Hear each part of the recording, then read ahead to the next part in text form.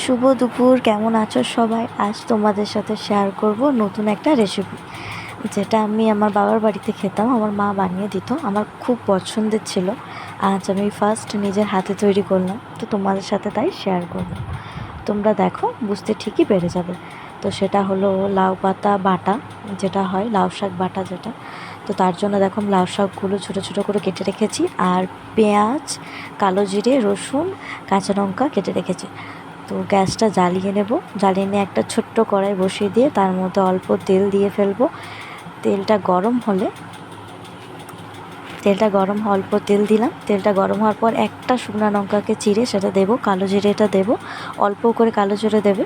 তারপরে পেঁয়াজ, রসুন আর লঙ্কাটা অল্প করে ভেজে নেওয়ার পর লাউ শাক বাটা যেটা আমরা রেখেছিলাম, লাউ পাতা, সেটা তুলে দেবো।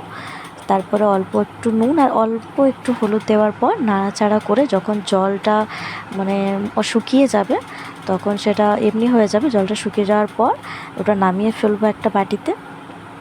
জলটা শুকিয়ে তারপর অবশ্যই সেটা ঠান্ডা হলে মিক্সিতে পেস্ট করা হবে। আপনারা শিলনোড়াতেও বাটতে পারেন, কিন্তু আমি বাটতে জানি না, তাই আমি মিক্সিতেই করেছি। তারপর সেটা পেস্ট করার পর একটা পাত্রে আবার নামিয়ে নেব।